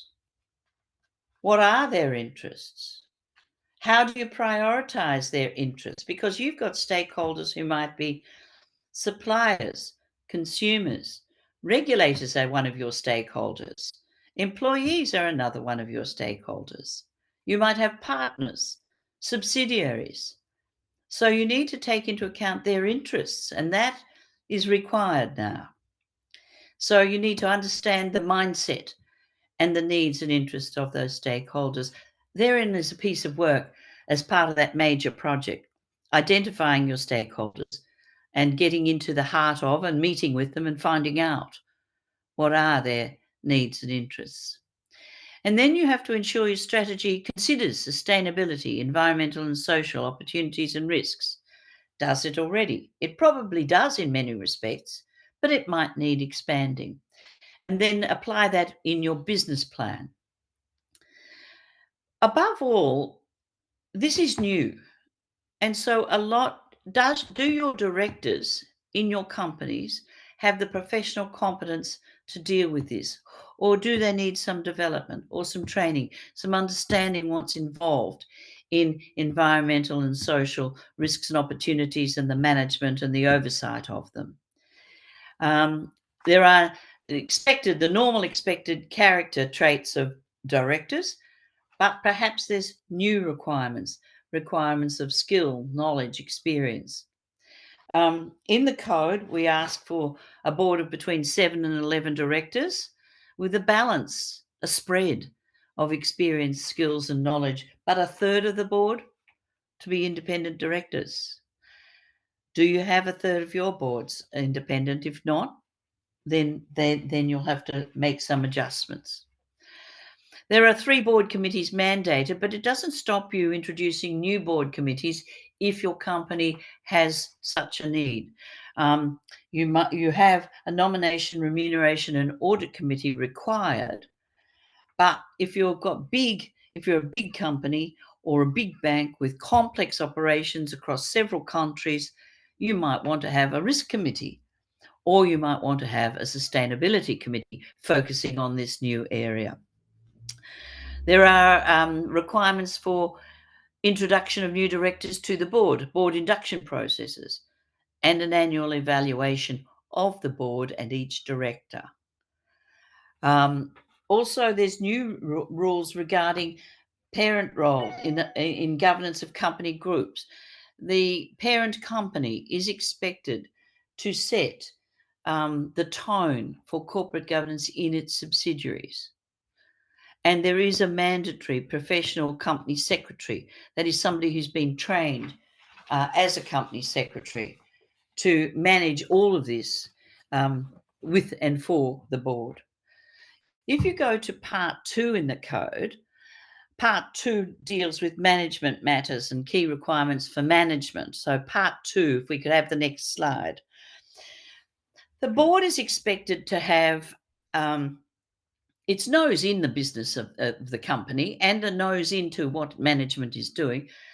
But the board should not be taking on the role of management. The board should guide and monitor and oversee. Management should do and plan and implement and report. Now, that's not different, but I make it clear now because there is so much that the board will have to do in moving towards this new stakeholder approach, and that management will have to do in introducing the new stakeholder approach. In terms of management, the major roles should have each a position description and clarity about who's doing what to whom. The CEO, the CFO, the company secretary, the internal auditor, the CRO, the COO. Each of those should have a very clear role and limitation on the role. It should have a position description. It should have set authority limits it should have set reporting requirement limits. And the board should be appointing, it's got a key role in appointing, guiding, monitoring, and evaluating the CEO. But it is the CEO who leads management and is charged with running an effective and competent management of the entity. And the board, the CEO is responsible for implementing the long-term vision, the strategy, the business plans, and so forth, and for introducing an ethical work environment that will attract and keep employees and management. But Article 16 is one I want you to focus a little bit on, and it focuses on the long-term vision and strategy of the company and the shareholder value and reciprocal relationships with shareholders and stakeholders. And that's going to be one of the key shifts that you're going to have to deal with. The relationships and encouragement of relationships to involve shareholders, to involve stakeholders in the company and in the decision making. Going to part 3 of the code, it is all about risk, audit, and internal control. Now, part 3 is the next slide. And it focuses on, if we could look at the next slide in part 3, yes, it focuses on the board role, ensuring that a risk system is in place and effective. And the board should set the risk appetite for E, S, and G and financial activities. It's not just, it has to cover financial and non-financial activities. And the board is responsible for reviewing and considering foreseeable risks and is seeing that there are responses. Management has established responses to those foreseeable risks. And so you might consider a separate board level risk committee, because when you're including discussion and thinking about environmental and social and governance risks, your risks are expanding exponentially. So you will need to perhaps consider a board level risk committee or sustainability committee, whichever you wish to call it. But the internal audit function, the board must make sure that it is well resourced and competent, and it should respond directly to the audit committee, who should approve the annual plan for internal audit and assess the effectiveness of internal audit and report that effectiveness to the board. The head of internal audit should report first to the audit committee of the board. He should have a management line to, say, the CEO, but it should report directly and first. The head of internal audit needs to be free to say to the audit committee what are the internal risks that he's identifying. Needs to be independent of management, needs to have its own charter. And then we get to external audit. The audit committee has to recommend to the board appointment and reappointment of external auditor for shareholders' votes and election. The external auditor needs to be independent, qualified, and competent, and the audit committee should be assuring that the external auditor is independent, qualified, and competent. So what does the audit committee have to do to make sure of that independence and competence and so forth? When you get to internal controls, you will need some internal systems to oversee management, has internal controls in place to monitor and oversee the new risks that you're expected to oversee, the risks associated with the environment and social activities. So, but I just wanted in the next slide, I'm not going to speak at length to the next slide if we could go to it. We have all seen the cost of ESG risks and mismanagement, if you like. BP recorded a 53.8 billion charge for the Deepwater Horizon spill in 2010.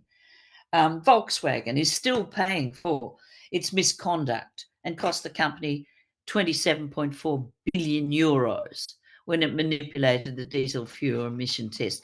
These are what we call, these are e-risks. But you get in fraud, Wirecard in 2020 in Germany. That was a straight out fraud. And basically, for accounting malpractices, it inflated its profit. And so all the board had to resign, and the company it disappeared for a considerable period. Boards are now expected to identify fraud and prevent fraud. But if you go through the long history of ESG risks, they've been there for many, many years. You think about Bhopal and Chernobyl, the Exxon Valdez oil spill, the Ivory Coast toxic waste dumping, and so on. There's BHP, the Marco Dam, tailings dam issues.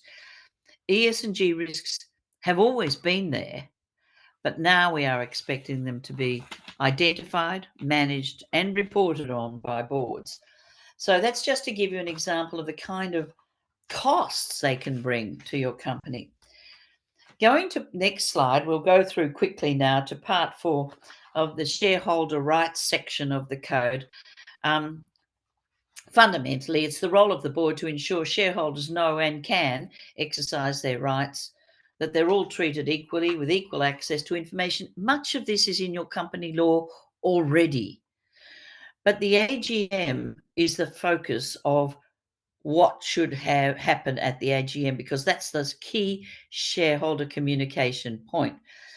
And it is expected that all the board attend the AGM, that certainly all the chair and the chairpersons of all board committees attend the AGM and be prepared to answer questions from the shareholders. The focus of the code and all current practices is that shareholders have a right to communicate back and forth with the board at the AGM. So there should be adequate notice, and board should encourage shareholders to participate in the AGM. But a lot of their shareholder rights haven't changed. They're just a little bit amplified. Little things like there needs to be time on AGM agendas for shareholders to ask questions and get an answer.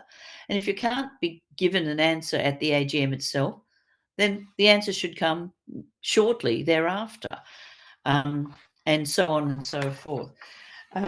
Going to part 5, and I'm just cognizant now of the time running out. Part 5 is key.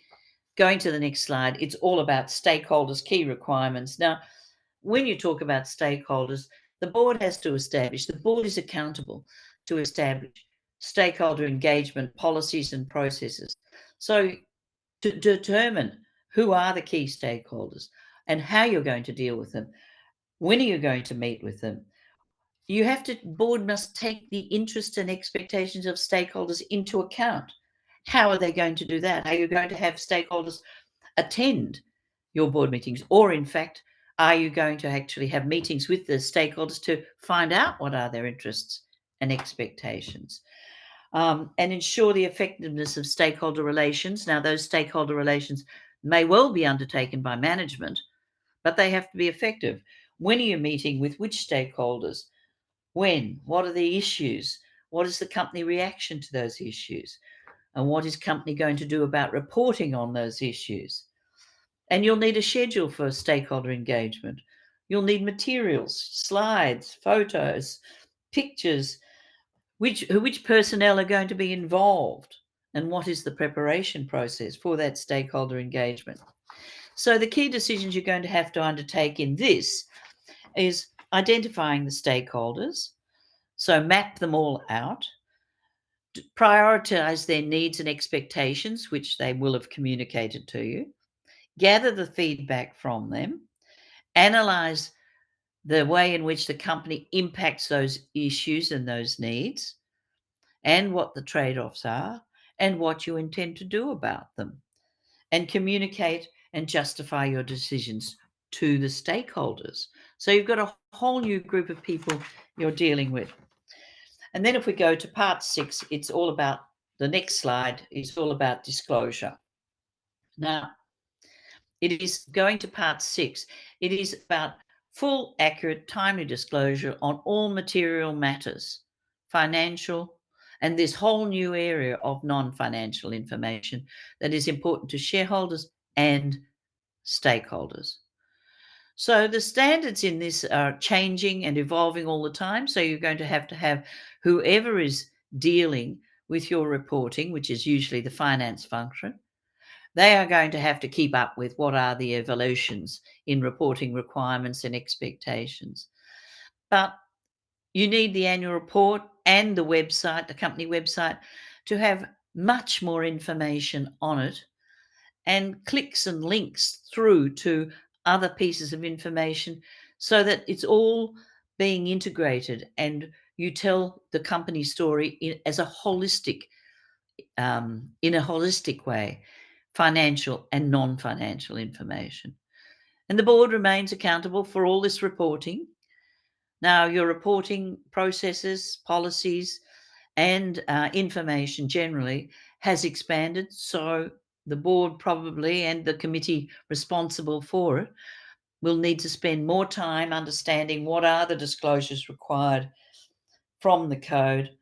And some of the highlights are identifying shareholders, including beneficial shareholders, who are your key stakeholders and how you deal with them, information on strategy, business model, risk management, performance, and so it all is laid out in the code.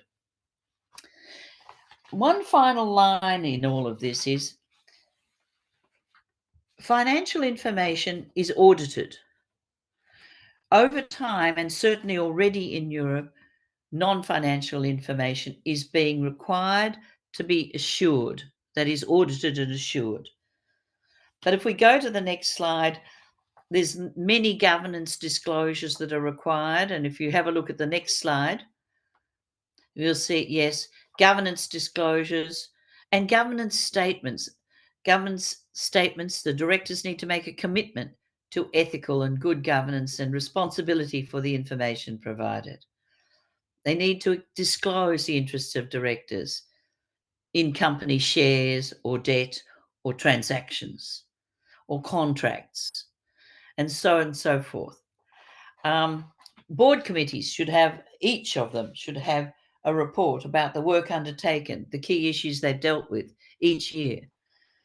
You need an explanation of the sustainability framework and what are the E&S risks and opportunities affecting the company that might affect its future performance. Because that's what stakeholders are interested in. Is this company going forward? Will I be an employee of this company, or is it going to go bust tomorrow or next week or next year? And so what are the ESG focus areas, and how has those focus areas been ascertained? Who are our stakeholders? How do we engage with them? All of this is disclosure, required in disclosures. So I get to the next slide just to show you. If you get to the next slide, you'll see there the expectations of disclosures in an annual report. Now, this is a model structure, and every company will be different, and every industry will be different. But this is an IFC disclosure and transparency annual report model. And you might like to look at the disclosure and transparency toolkit that the IFC has on its website. It will give you a guide as to where you'll be going in these areas. But I'm going to go to the next slide, and then that's the end of that. If I can go to the next slide.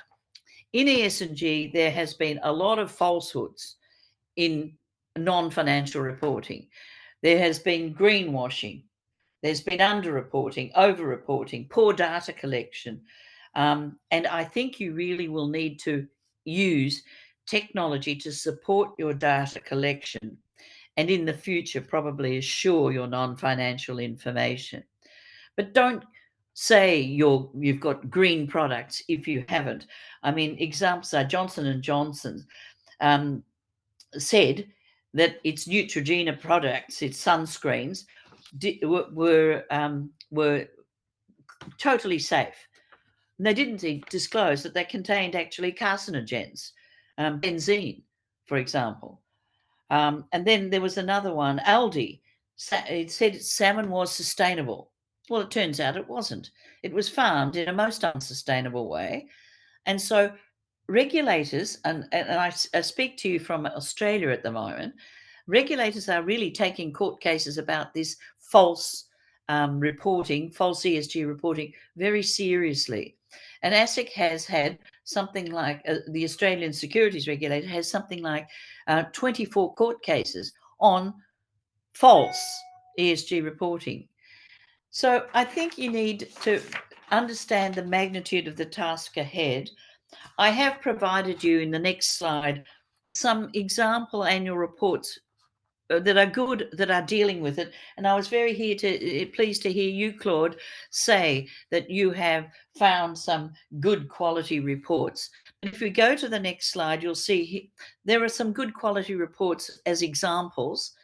Toyota, Tetra Pak, Novo Nordisk, Unilever, all report their financial and non-financial information on ESG very well.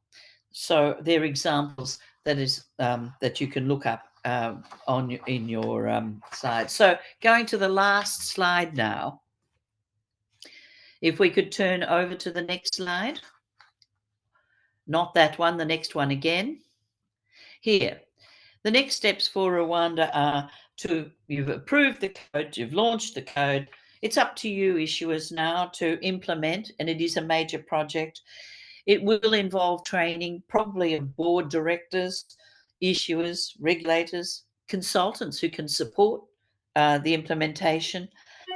You'll need to review your reporting and pilot quickly your enforcement, your management of the code.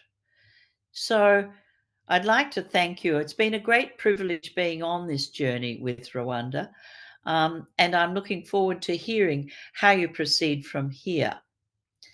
But thank you, and I'll leave it there for today.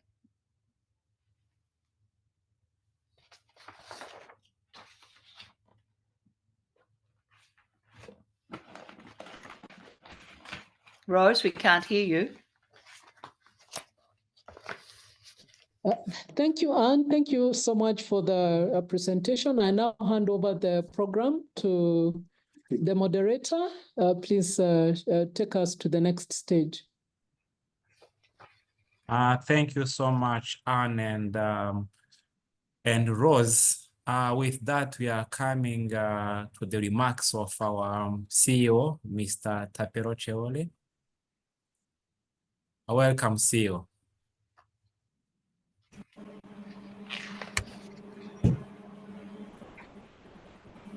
Good afternoon. It's exactly 12, I think, midday.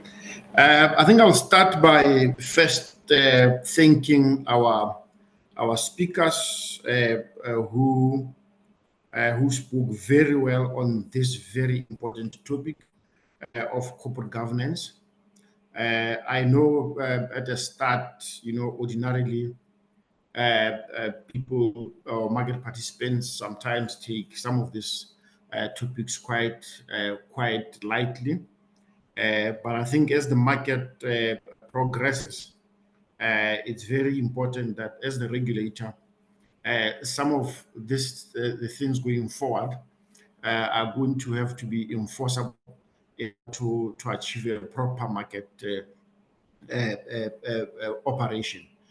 Because it's very important to really realize that capital markets are the providers of capital to the companies or to people who need the capital itself.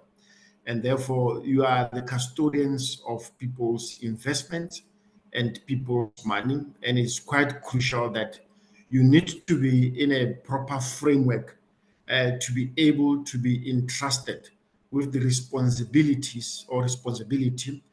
to be in charge of the assets or the money that belongs to other people. So it's very important for you as an intermediary and also as a company to know how you need to really conduct itself.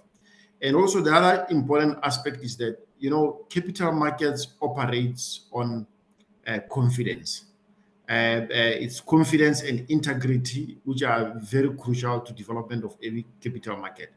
That is why people provide funds or money to institutions, because they provide it under the belief or under the understanding that, you know, money is in good hands and it will remain in good hands. And therefore, for you, it's very proven to be able to handle money properly. You need to have some proper corporate governance structures into place. And it's quite clear that, companies that have been run properly and following proper corporate governance principles have actually lived or survived for a very long time.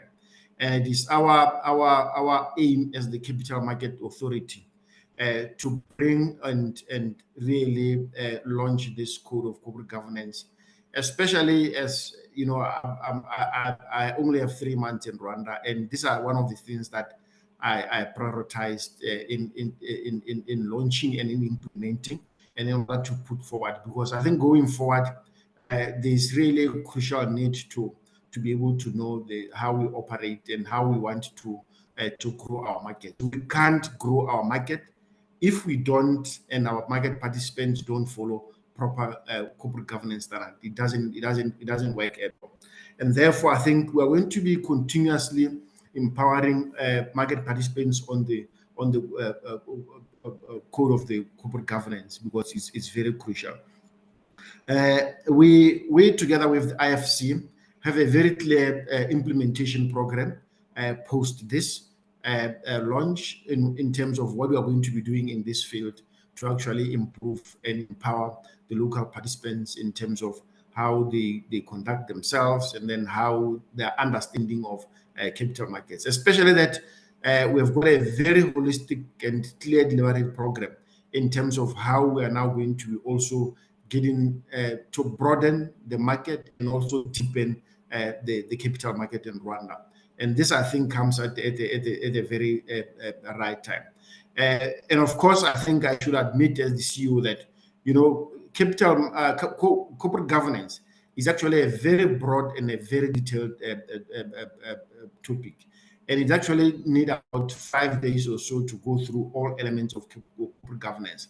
And that is why we try to squeeze in the high-level presentation in terms of the two presentations in about 2 hours, in order to just give market participants a broader view in terms of the views. But a deep understanding of corporate governance it actually takes up to 5 days or more to really learn the theoretical aspect. But in terms of the experience and the practicals, it actually takes some time to do that. So it's our expectation that the market will evolve.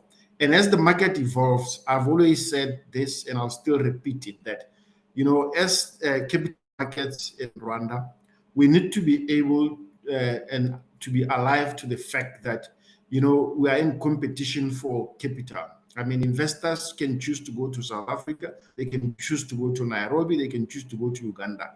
But we need to understand from other markets and learn from other markets how they also do things, how their things are structured, in order for us to really edge and design a very good competitive strategy for us.